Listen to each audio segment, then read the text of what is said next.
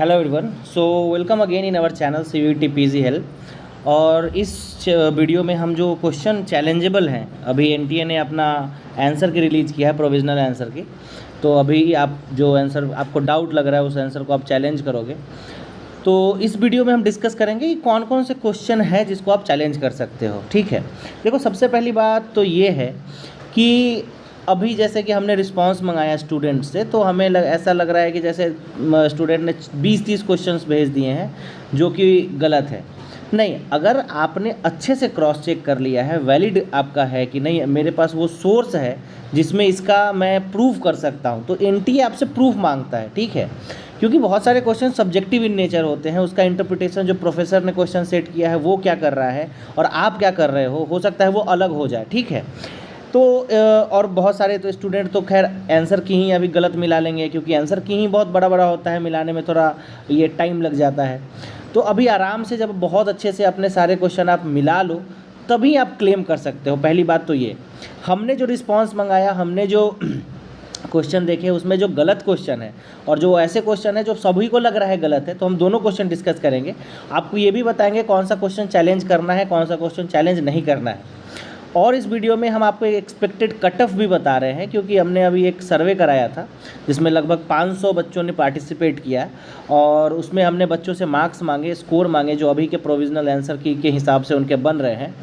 तो उसको भी इस वीडियो में हम एनालाइज़ करेंगे, देखेंगे गलतियाँ कहाँ पे हुई थी, पेपर जो था वो आपने कहाँ पे कुछ सही किया, गलत किया, और क्यों अगर आपके कम नंबर आ रहे हैं तो आ रहे हैं, क्यों आ रहे हैं। 2-3 चीज़ों पे हम यहाँ पे बहुत अच्छे से डिस्कस करने वाले हैं। तो सबसे पहले तो क्वेश्चन की तरफ चलते हैं। सबसे पहला क्वेश्चन जो बहुत स्टूडेंट ने मुझे मैसेज किया कि सर ये क्वेश्चन गलत है। क्वेश्चन है कि which among the following is not associated with cold war. इसमें दिया हुआ है नेशनलाइजेशन ऑफ सुएज कैनल, निम्नलिखित में कौन सा जो है वो शीत युद्ध से नहीं जुड़ा हुआ है, और उसमें है राष्ट्रीयकरण जो है सुएज कैनल का हुआ था वो। आंसर सुएज कैनल का नेशनलाइजेशन सही है। बहुत सारे स्टूडेंट बता रहे हैं कि सर ये हुआ था 1958 में, तो ये तो उस समय कोल्ड वॉर का समय था। No, you have to see the question कि क्वेश्चन ये बोल रहा है कि एसोसिएशन कोल्ड वॉर से डायरेक्ट होना चाहिए। आप क्रिएशन ऑफ बिजनोया को अगर आप गूगल करोगे तो आपको पता चलेगा कि that particular incident was very much related to the amplifying of tension between east and west. East और वेस्ट के बीच में टेंशन को बहुत ज़्यादा बढ़ाने का काम कर रहा था वो इंसिडेंट, तो वो तो है जुड़ा हुआ। तो यहाँ पे मेनली कन्फ्यूजन इसी में था कि क्रिएशन ऑफ बिजनोया जो है वो सही होगा, बट इसका आंसर सही दिया है NTA ने, और इसको आप चैलेंज मत करना, ये आपका चैलेंज एक्सेप्ट नहीं होगा, आपके पैसे भी खराब हो जाएंगे। दूसरा जो इसमें जैसे देखो, इस स्टूडेंट जिसने भी इसको किया होगा उसने ऑप्शन 1 यहाँ पे चूज़ किया है, क्रिएशन ऑफ बिजनोया, तो ये उसका गलत है और आंसर 2 ही सही है। दूसरा क्वेश्चन था कि the steep decline in population due to under investment in health care and education known as demographic disasters refer to. इसमें आंसर जो लगाया है सारे स्टूडेंट ने आंसर सेंट्रल एशियन स्टेट लगाया है। अब सेंट्रल एशियन स्टेट के बारे में मैं आपको बता दूं तो ये 5 स्टेट का 5 कंट्री का ग्रुप है, जिसमें कजाकिस्तान, किर्गिस्तान, तजाकिस्तान, तुर्कमेनिस्तान और उज्बेकिस्तान आते हैं। तो देखने में तो यही लग रहा है कि हाँ ये आंसर सही होगा, बट आंसर रसिया दिया है। अब इसका कोई वैलिड सोर्स नहीं मिल रहा है। अगर आपको वैलिड सोर्स मिल रहा है कि रसिया इज़ द राइट आंसर, तो कोई बात ही नहीं है। अगर आपको सोर्स मिल रहा है कि no central Asian state is the right answer, तो आप सोर्स के साथ इस क्वेश्चन को चैलेंज कर सकते हो सकता है कि ये क्वेश्चन चेंज कर दे। ठीक है, नेक्स्ट क्वेश्चन है कि the idea of single citizenship in the constitution of India is adopted from British constitution. ये ऑप्शन सही है। और फंडामेंटल ड्यूटीज़, पहले तो इसने स्पेलिंग ही गलत रखी है, तो ऑब्वियसली ये जो टाइप वगैरह करते हैं उनसे मिस्टेक हुई है, और इसमें अंडर आर्टिकल S1 लिखा हुआ है जबकि वो 51A है, तो खैर वो 51S हो गया है।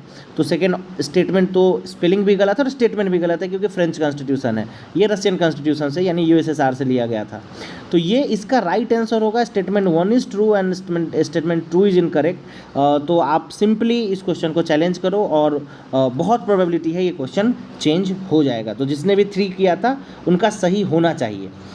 अब क्वेश्चन नंबर 79 है कि when president of India address a joint session of the parliament, कौन प्रिसाइड करता है? Speaker of the Lok Sabha is the right answer, and जो ये है स्पीकर ऑफ द लोकसभा, ये आपका आंसर सही होगा, क्योंकि हमने क्रॉस चेक भी इसको कर लिया अच्छे से, and it is the right answer. इसको आप चैलेंज कर सकते हो।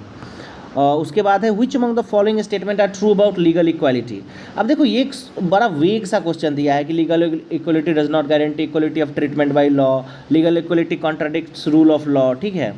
तो मतलब ये क्वेश्चन थोड़ा सा ऐसा है ना जिसमें हो सकता है एनटीए इस क्वेश्चन को ही ड्रॉप कर दे, ठीक है। और इसका अगर आंसर होगा तो सी एंड ई होगा, ए एन सी तो बिल्कुल भी नहीं होगा। तो you can challenge this question too, इस क्वेश्चन को भी चैलेंज कर सकते हो। अब देखो मैंने सिर्फ 5 क्वेश्चन उठाया है, ठीक है, 75 क्वेश्चन से मैंने 5 क्वेश्चन उठाया है। द रीज़न इज़ कि अभी बहुत सारे आपको ऐसे वीडियो मिलेंगे जहाँ पे बोलेंगे 15 क्वेश्चन गलत है, 20 क्वेश्चन गलत है। अभी के लिए आपको वो अच्छा भी लग रहा होगा बिकॉज वो आपके अनुसार ही बोल रहे हैं ना। हमें भी अभी स्टूडेंट ने मैसेज किया है 12 क्वेश्चन गलत है सर, फिर अगर थोड़ा बहुत हमने क्रॉस चेक किया तो वो क्वेश्चन सही हमारे सामने ही हो गए। द रीज़न इज़ कि एनटीए जो है वो कभी भी 2-3 से ज़्यादा क्वेश्चन सही नहीं करता है, वो भी जब उसको एकदम वैलिड सोर्स मिले। हमें जैसा पता है, जैसा कि हमने देखा है एनटीए में जो क्वेश्चन सेट करते हैं प्रोफेसर्स, उनसे जब हमारी बातचीत होती है तो वो बताते हैं कि हर बार लगभग 100 में 60 क्वेश्चन ऐसे आते हैं जिनको चैलेंज किया जाता है। स्टूडेंट के पैसे खर्च होते हैं, एनटीए को इससे काफ़ी प्रॉफिट होता है, और आपको पता है कि अगर आपका चैलेंज सही नहीं है तो आपको पैसे वापस नहीं आएंगे। तो चैलेंज करने से पहले 10 बार आप अपने को क्रॉस चेक कर ले, फालतू का अपने को उस मेंटल प्रेशर में, टॉर्चर में मत डाले। और मतलब किसी वीडियो से ज़्यादा मैं तो ये कहता हूँ कि आप खुद के रिसर्च पे रिलाई करें कि आपको अगर लग रहा है कि हाँ ये क्वेश्चन गलत है और इसका सोर्स है मेरे पास, तो बेशक हमें आप मैसेज भी करें। जो कांटेक्ट आपको इस वीडियो के थ्रू मिल रहा है उस पर आप इस को मैसेज कर दें, और फिर हम उसको भी क्रॉस चेक करके फिर आपको हम बता देंगे कि वो क्वेश्चन चैलेंजेबल है कि नहीं है। ये आप आज 1-2 घंटे में ये सारा रिसर्च कर लें। बाकी ये जो 2-3 क्वेश्चन मैंने बताए वो 100% चैलेंजेबल है और उसको आप चैलेंज कर सकते हो। बाकी 2 क्वेश्चन, एक क्वेश्चन जो ये बहुत ज़्यादा कन्फ्यूजन था इसलिए मैंने इसको उठाया है, ऐसे तो मैंने स्टूडेंट को बता दिया था कि ये सही है इसका आंसर, बट हाँ ये आप चैलेंज मत करना। बाकी आप ये वाले क्वेश्चन को चैलेंज कर दो जिसमें सेंट्रल एशियन स्टेट है, आप ब्रिटिश कॉन्स्टिट्यूशन वाले क्वेश्चन को चैलेंज कर दो, आप प्रेसिडेंट ऑफ इंडिया वाले ये क्वेश्चन को चैलेंज कर दो, और 29 नंबर क्वेश्चन को चैलेंज कर दो। अब बात करते हैं कट ऑफ की। कट ऑफ से पहले हम पेपर के स्टैंडर्ड की बात करते हैं। देखो CUET को कराया हुआ अब 2 साल हो गया है, इससे पहले भी कराया था, और हर बार ये होता है, जो हमने JNU का भी ट्रेंड देखा था, कि क्वेश्चन के लेवल को वो टफ करने की कोशिश करते ही करते हैं। द रीज़न बीइंग कि कंपटीशन बहुत ज़्यादा बढ़ रहा है और कट ऑफ बहुत ज़्यादा चला जाता है।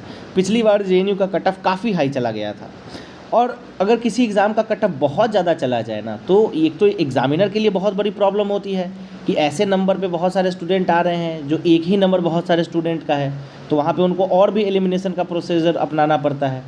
इसीलिए अब वो क्वेश्चन बनाने से पहले ही सतर्क रहते हैं और वो क्वेश्चन डिज़ाइन ऐसे करते हैं कि ज़्यादा लोग स्कोर ना कर पाएँ। तो डेफिनेटली मैं कह सकता हूँ कि ये एक लो स्कोरिंग पेपर तो था ही, प्लस ये पिछले वाले पेपर से ठीक ठाक हार्ड पेपर था, क्योंकि जब पेपर दे के आए थे मैंने 50 क्वेश्चन एनालाइज भी किया था, तो उस समय मैंने अपने पर्सपेक्टिव से बहुत सारी सोची और स्टूडेंट के पर्सपेक्टिव से भी बहुत सारी चीज़ें सोची। तो मैंने इस पेपर को मीडियम रेंज में बोला था कि मीडियम टू हार्ड रेंज में ये पेपर जाएगा, बट नाउ आई थिंक ये पेपर ठीक ठाक टफ है क्योंकि स्टूडेंट के नंबर उतने नहीं आ रहे हैं। द रीज़न जो मैं प्रूफ आप लोगों के सामने यहाँ पे दे रहा हूँ वो ये पॉल है जो हमने कल रात में डाला था, और इस पॉल में आप देख सकते हो कि लगभग 429 वोट्स आए हैं।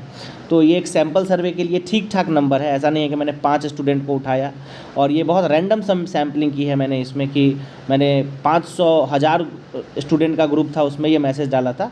ठीक ठाक नंबर में लोगों ने रिस्पॉन्स किया है। अब आप इसमें देखो तो 150 से बिलो 45% स्टूडेंट का है, 150 से नीचे आउट ऑफ 300, ये मैं बात कर रहा हूँ डोमेन की ये बात है। तो 150 से नीचे 45, यानी मान के चलो 50% लोगों का इस बार 150 नंबर भी नहीं आया है। 200 से नीचे 31% लोगों का है, ठीक है। तो अब टोटल अगर देखोगे तो लगभग 80% लोगों का नंबर 200 से नीचे है, ठीक है। बाकी एबव 250 मुझे लगता है कि ये डाटा, अब बहुत सारे स्टूडेंट होते हैं बदमाशी करते हैं, ऐसे ही डाल देते हैं। देखो 4% है तो 2-4 मतलब अब 443 का 10-15 लोगों का 250 के ऊपर बोल रहे हैं, ठीक है। आई थिंक कि एक आध का आया होगा, तो आया होगा अभी के अनुसार से, क्योंकि हमने खुद 500-700 से ज़्यादा स्टूडेंट पढ़ाए हैं, और उसमें भी हम देख पा रहे हैं अभी कि 200 से ऊपर बहुत कम के ही आ रहे हैं, ठीक है। आ रहे हैं 200 से ऊपर, मेरे ऐसे स्टूडेंट हैं जिनका 207 215 नंबर अभी आया है, लेकिन 250 के ऊपर अभी तक कोई नहीं आया है। तो अगर मैं इसको अपने मतलब कि रिसर्च के अनुसार से अगर मैं आपको बताऊं कि कट ऑफ क्या रहेगा, आपका नंबर अगर 180 से 200 के बीच में अभी आ रहा है, ठीक है, इस आंसर की के अनुसार, तो आप ठीक ठाक सेफ जोन में हो। 200 के पार आ रहा है तो आप सेफ हो, आपका सिलेक्शन जेएनयू में हो जाएगा। बाकी अब मतलब उतना टेंशन मत लो। बाकी तो देखो कट ऑफ तो अब मैंने 500 लोगों का एनालाइज़ किया है, एग्ज़ाम 25,000 लोगों ने दिया होगा, तो आई कांट से मतलब एग्जैक्टली तो कोई नहीं बता सकता। ये अभी जो बोल देंगे कि मैं बोल दिया कट ऑफ इतना जाएगा, नहीं, बिल्कुल नहीं जाएगा। हो सकता है मेरा कट ऑफ बिल्कुल गलत हो जाए, हो सकता है मेरा कट ऑफ सही हो जाए। मैं अभी सिर्फ और सिर्फ इस सैम्पल सर्वे के अनुसार ही आपको एक डाटा दे रहा हूँ कि 180 से 200 के बीच में अगर आपका स्कोर है तो आप ठीक ठाक सेफ जोन में हो। 200 से ऊपर है तो आपका सिलेक्शन होने के चांसेस बहुत ज़्यादा है। अब इस पेपर में गलतियाँ कहाँ हुई हैं? देखो, पेपर बहुत ही स्टैंडर्ड था, बहुत स्टैंडर्ड। स्टैंडर्ड कहने का मतलब मैं ये नहीं कह रहा हूँ कि पेपर बहुत हार्ड था या बहुत मतलब नीचे के रैंक का था, नहीं। स्टैंडर्ड कहने का मतलब हुआ पेपर को बहुत अच्छे से एनालाइज करके सेट किया गया है, ताकि इसमें वो ऐसे स्टूडेंट को भी छांट ले जो जेएनयू जैसे इंस्टीट्यूशन में जाएंगे, और ऐसे भी छांट ले जो, क्योंकि 46 यूनिवर्सिटी है, यूनिवर्सिटी ऑफ साउथ बिहार भी है इसमें, यूनिवर्सिटी ऑफ हरियाणा भी है, तो आप समझ सकते हो कि ऐसी यूनिवर्सिटी को कोई प्रेफर अभी के लिए नहीं कर। सब टारगेट टॉप 3 यूनिवर्सिटी जो है, चाहे वो जेएनयू हो या डीयू हो या बीएचयू हो, इन्हीं को टारगेट करते हैं। तो इन सब यूनिवर्सिटी में कट ऑफ तो खैर ठीक ठाक रहेगा ही, जो मैंने अभी बताया। बाकी अगर आपका 150 से नीचे है फिर भी आपको कॉलेज तो मिल ही जाएगा। तो पेपर बहुत स्टैंडर्ड था, बहुत अच्छा पेपर था। ज़्यादा क्वेश्चन चैलेंज मत करें इस पेपर में, कोई उसका मतलब कि वैलिड आपको वो रीज़न मिलेगा नहीं। गलतियाँ आपके कहीं ना कहीं प्रिपरेशन में अगर हुई हैं कि आपने कहीं पे लैग किया हो, लाइक बहुत अच्छे से रिवाइज नहीं किया हो, या बहुत अच्छे कंसेप्चुअल अंडरस्टैंडिंग के साथ ना पढ़ा हो, या बहुत अच्छे से क्वेश्चन प्रैक्टिस ना किया हो, तो आपका इसमें स्कोर कम आ रहा है। बाकी जिस स्टूडेंट ने थ्रू आउट मेहनत करी थी, उसने रिवीजन अच्छे से किया है, उसका स्कोर ठीक ठाक आ रहा है। अभी जब रिज़ल्ट आएगा तो आपको और ये सारी चीज़ें क्लियर हो जाएंगी।